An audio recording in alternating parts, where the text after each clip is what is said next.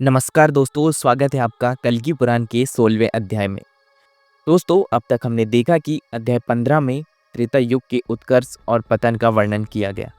समाज में धर्म का पालन हो रहा था, लेकिन स्वार्थ, छल कपट और युद्धों की संख्या बढ़ने लगी। रावण के अत्याचार बढ़े, जिसके कारण भगवान विष्णु ने श्री राम का अवतार लेकर उसे नष्ट किया। रावण का वध हुआ और धर्म की पुनर्स्थापना हुई, लेकिन समाज में धीरे धीरे परिवर्तन होते रहे। द्वापर युग के आगमन के संकेत मिलने लगे।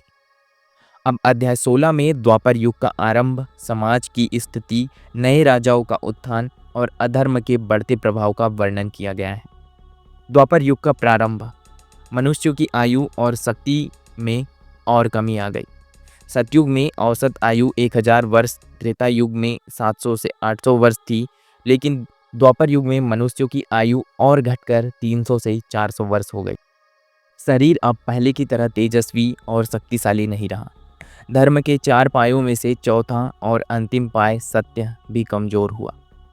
सतयुग में धर्म के 4 पायों तप, शौच, दया और सत्य का पालन होता था। त्रेता युग में तप नष्ट हुआ। द्वापर युग में शौच मतलब पवित्रता और दयालुता का पतन हुआ। अब सत्य भी कमजोर होने लगा। लोग झूठ, धोखा और छल कपट का सहारा लेने लगे। समाज में असमानताएं और अन्याय बढ़ा। सतयुग और त्रेता युग में समाज अधिक संतुलित था। द्वापर युग में अमीर गरीब, ऊंच नीच का भेदभाव बढ़ गया। ब्राह्मणों, क्षत्रियों, वैश्यों और शूद्रों के बीच मतभेद गहरे हो गए। सत्ता संघर्ष और युद्धों में छल कपट का प्रवेश। त्रेता युग में युद्ध धर्म और मर्यादा के अनुसार लड़े जाते थे। द्वापर युग में युद्धों में छल, धोखा और अनैतिकता का समावेश हुआ। राजाओं ने सत्ता के लिए अपने ही परिवारों और मित्रों के खिलाफ षड्यंत्र रचने शुरू कर दिए। स्त्रियों की स्थिति में और ज़्यादा गिरावट। सतयुग और त्रेता युग में महिलाएं स्वतंत्र और सम्मानित थीं। द्वापर युग में उन्हें केवल गृहस्थ जीवन तक सीमित कर दिया गया।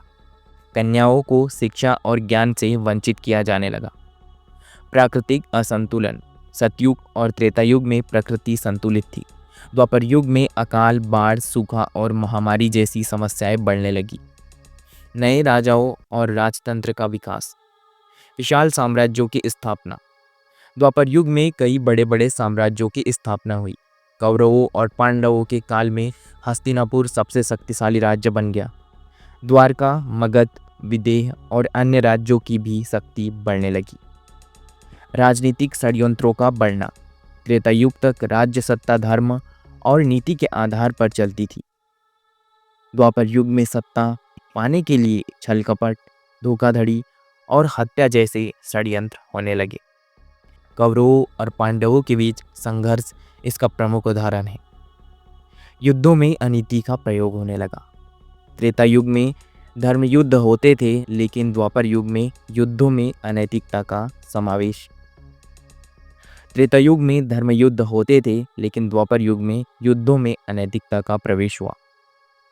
महाभारत युद्ध इसका सबसे बड़ा प्रमाण है, जहां नीति और अनीति दोनों का प्रयोग हुआ। अधर्म का विस्तार और महाभारत युद्ध। अधर्म के कारण महाभारत युद्ध की पृष्ठभूमि बनी। कौरवों का अन्याय और लोभ बढ़ता गया। दुर्योधन ने पांडवों को छल से जुए में हराकर उन्हें वनवास भेज दिया। पांडवों के अधिकारों का हनन किया गया, जिससे धर्म की रक्षा के लिए युद्ध अपरिहार्य हो गया। भगवान विष्णु ने कृष्ण के रूप में अवतार लिया।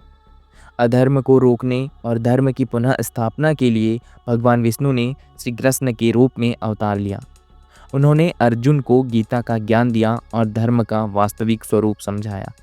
श्री कृष्ण ने अधर्मियों का नाश कर धर्म को पुनः स्थापित किया। महाभारत युद्ध में छल और रणनीति का प्रयोग। सतयुग और त्रेता युग में युद्ध केवल शस्त्र बल से लड़े जाते थे। द्वापर युग में युद्ध जीतने के लिए छल कपट और राजनीति का सहारा लिया जाने लगा। श्री कृष्ण ने धर्म की रक्षा के लिए कभी कभी कूटनीति का भी सहारा लिया। युद्ध के बाद समाज का और पतन। महाभारत युद्ध के बाद समाज पूरी तरह बदल गया। शक्तिशाली क्षत्रिय वंश नष्ट हो गए। अधर्म और पाप बढ़ने लगा। यह संकेत था कि जल्द ही कलयुग का आगमन होगा। द्वापर युग के अंत में कलयुग के संकेत। सत्य का ह्रास। लोग झूठ बोलने लगे और अपने स्वार्थ के लिए धर्म का उपयोग करने लगे। न्याय और नीति केवल शक्तिशाली लोगों तक सीमित हो गई। युद्धों की संख्या और बढ़ गई। अब तक युद्ध धर्म के लिए होते थे, लेकिन अब सत्ता और लोभ के लिए होने लगे। महाभारत युद्ध के बाद कई छोटे छोटे राज्यों ने आपसी संघर्ष हुआ। स्त्रियों की दशा और बिगड़ गई। अब स्त्रियों को स्वतंत्रता देने की बजाय उनका शोषण बढ़ने लगा। सती प्रथा जैसी कुप्रथाओं की शुरुआत के संकेत मिलने लगे। प्रकृति का असंतुलन और नई बीमारियां, प्राकृतिक आपदाएं बढ़ने लगी। महामारी और रोगों का प्रकोप बढ़ा, जिससे लोगों की जीवन प्रत्याशा और घट गई। कलयुग के आगमन की भविष्यवाणी हो गई। महर्षि वेदव्यास और अन्य ऋषियों ने संकेत दिया कि अब कलयुग शीघ्र आने वाला है। जब धर्म अपने अंतिम चरम पर होगा, तब भगवान विष्णु कल की अवतार के रूप में प्रकट होंगे।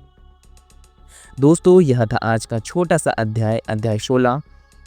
अध्याय 16 में हमने क्या देखा? द्वापर युग का आरंभ, मनुष्य की आयु घटी, धर्म का पतन हुआ और समाज में असमानताएं बढ़ी। राजतंत्र का विकास और षड्यंत्र, राजनीति में छल कपट बढ़ा और सत्ता संघर्ष तेज हुआ। महाभारत युद्ध और श्री कृष्ण का अवतार।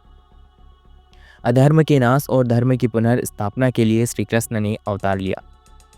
कलयुग के आगमन के संकेत, समाज में अन्याय, झूठ, युद्ध, स्त्री शोषण और प्राकृतिक असंतुलन बढ़ गया। निष्कर्ष दोस्तों, इस अध्याय 16 का निष्कर्ष क्या है? द्वापर युग में अधर्म बढ़ गया, लेकिन श्री कृष्ण ने धर्म की पुनर्स्थापना की। महाभारत युद्ध के बाद समाज कमजोर हो गया, जिससे कलयुग के आगमन के संकेत मिलने लगे। अब जल्द ही कलयुग का प्रारंभ होगा, जहां अधर्म और पाप अपने चरम पर होगा।